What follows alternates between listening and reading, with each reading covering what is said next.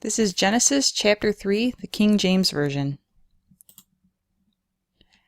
Now the serpent was more subtle than any beast of the field which the Lord God had made. And he said unto the woman, Yea, hath God said, Ye shall not eat of every tree of the garden? And the woman said unto the serpent, We may eat of the fruit of the trees of the garden. But of the fruit of the tree which is in the midst of the garden, God hath said, Ye shall not eat of it, neither shall ye touch it, lest ye die.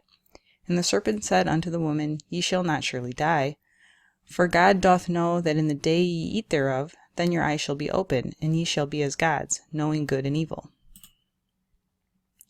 And when the woman saw that the tree was good for food, and that it was pleasant to the eyes, and a tree to be desired to make one wise, she took the fruit thereof, and did eat, and gave also unto her husband with her, and he did eat.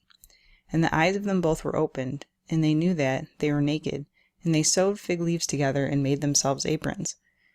And they heard the voice of the Lord God walking in the garden in the cool of day. And Adam and his wife hid themselves from the presence of the Lord God amongst the trees of the garden. And the Lord God called unto Adam, and said unto him, Where art thou? And he said, I heard thy voice in the garden, and I was afraid, because I was naked, and I hid myself. And he said, Who told thee that thou wast naked? Hast thou eaten of the tree, whereof I commanded thee that thou shouldest not eat? And the man said, The woman who thou gavest to be with me, she gave me of the tree, and I did eat.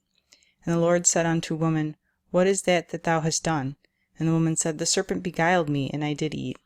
And the Lord God said unto the serpent, Because thou hast done this, thou art cursed above all cattle, and above every beast of the field. Upon thy belly thou shalt go, and dust shalt thou eat all the days of thy life. And I will put enmity between thee and the woman, and between thy seed and her seed. It shall bruise thy head, and thou shalt bruise its heel. Unto the woman he said, I will greatly multiply thy sorrow and thy conception.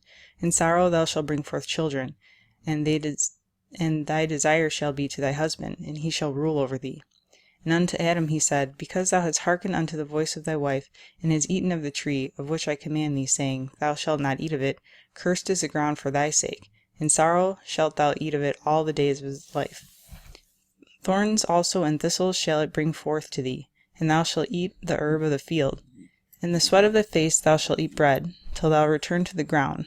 For out of it wast thou taken. For dust thou art, and unto dust thou shalt return. And Adam called his wife's name Eve, because she was the mother of all living. Unto Adam also and to his wife did the Lord God make coats of skins, and clothe them. And the Lord God said, Behold, the man is become as one of us, to know good and evil. And now, lest he put forth his hand, and take also the tree of life, and eat, and live forever. Therefore the Lord God sent him forth from the garden of Eden to till the ground from whence he was taken.